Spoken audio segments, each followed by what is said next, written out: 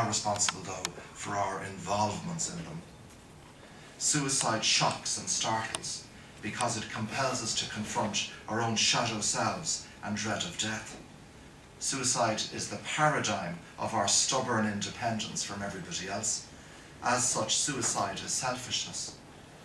In No Man is an Island, the poet John Donne gave powerful voice to the connectedness of human beings when he wrote that each man's death diminishes me, for I am involved in mankind. Therefore, send not to know for whom the bell tolls, it tolls for thee. Turning now to logotherapy, the basic conviction of logotherapy is that there is no situation, as Dr. Frankl just told us, that doesn't contain within it the seed of a meaning. It is a theme that runs like a radiant thread through the corpus of Frankl's works, on the border area that lies between medicine and philosophy, the leitmotif of all his work. From early on he was tormented with the question, why is there something and not nothing? Does the transitory nature of life, culminating in death, destroy life's meaning? In some respects, of course, it is death itself that makes life meaningful. Frankl felt that life's ephemeralness, its evanescence, cannot destroy its meaning, because there's nothing done that cannot be undone. There is nothing from the past that's irretrievably lost, but rather irrevocably stored and preserved, eternalized for all time. At the age of 15, Frankl gave a lecture on the meaning of life in a philosophical workshop. In his paper, he asserted that it is not we who should ask for the meaning of life, since it is we who are being asked. We respond by being responsible. The question is, how do we find the meaning of the moment? There are three main ways we find meaning. Firstly, in deeds we do, or works we create. That's creative values. Secondly, in experiences or encounters, the experiential, especially love. Thirdly, in a change of attitude, so an attitudinal change when faced with an alterable fate, like an inoperable cancer. This is where the work is carried out clinically. Frankl theorized, then set out his plan of action. He called it existential analysis and logotherapy.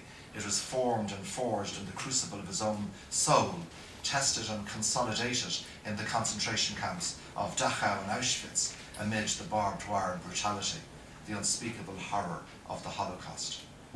But before he was arrested as a Jew in Hitler's Austria, Frankl, as a young medical student, organised youth counselling centres, first in Vienna, then in 6 other major cities. Young people in dire distress would come to these clinics for counselling. Frankl attended to 900 counselling cases, 20% of whom had thoughts of suicide. A number of eminent psychiatrists and therapists volunteered without remuneration. In the following year of 1931, the student suicides that were reported in Austria showed not one. Other countries began to show an interest in this work, and Frankl was invited to lecture on the subject of suicide and his new invention of logotherapy, where logos is translated as meaning or spirit in the non-religious sense. He worked in the university psychiatric clinic, then specialised in neurology, then worked in the mental hospital of Am Steinhof, where he was put in charge of the pavilion for suicidal women. He was responsible for no less than 3,000 patients each year, which over 4 years amounts to 12,000 suicidal patients whom he treated. In 1937, he opened his practice. A year later, Hitler's troops marched into Austria. Frankl was offered the chief of neurology position at Rothschild Hospital, which gave him some protection from deportation. But up to, in Vienna at the time, the Jewish population, there were up to 10 suicide attempts every day. Frankl carried out brain surgery and attempted to save people who had attempted suicide. His assistant, Dr. Rappaport, one day said, "You can't help all these people."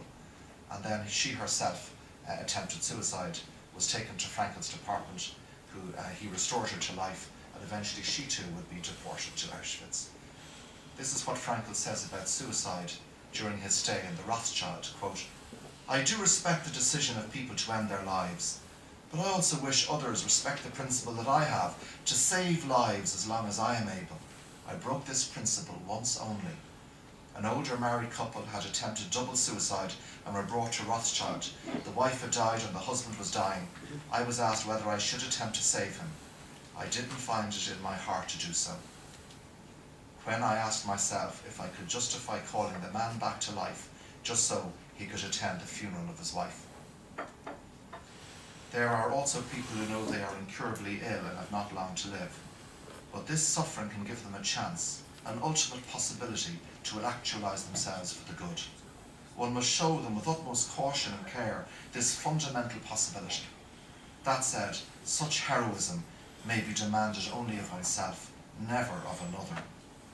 Frankl personally resisted the Nazi euthanasia program by falsifying medical certificates of those mentally ill, thereby saving hundreds of lives, even at the risk of putting a noose around his own neck.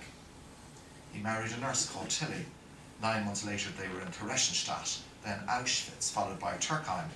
Frankl's book, The Doctor and the Soul, which sets out the essentials of logotherapy, was penned during the enduring evil of the Third Reich. The challenge in the camps was to live and not to die, to practice what he had been preaching, and he rose to the challenge, though not without falling prey to pessimism. It was a mood he saw in other inmates, one that led to death. He was implored to get over it by a fellow prisoner of war. Typhus struck him down in Turkheim, and Frankl was close to death. He thought his book would never get published, but asked himself one question: what kind of life would it be whose meaning depends entirely on whether a book gets published? After surviving typhus, Frankl was now experiencing breathing difficulties and painful respiration, and still had to endure being a slave labourer during the day. One night he crawled to the doctor in the camp, risking his own life in the process with but a single thought: to choke or be shot. The two basic human capacities of self-distancing and self-transcendence were verified in the camp. This experiential evidence confirms the survival value of the will to meaning.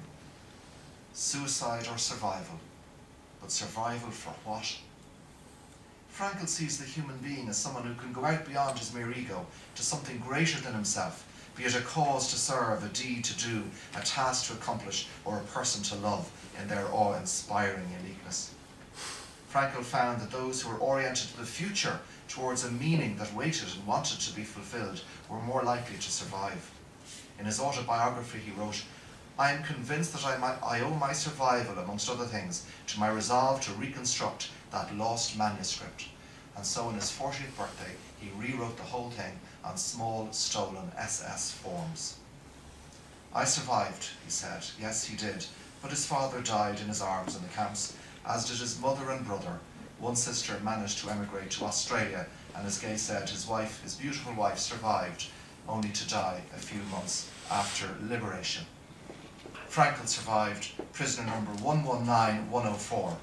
He is a hero, to be sure, but he came across them all in the camps, as he himself said, both the saints and the swine.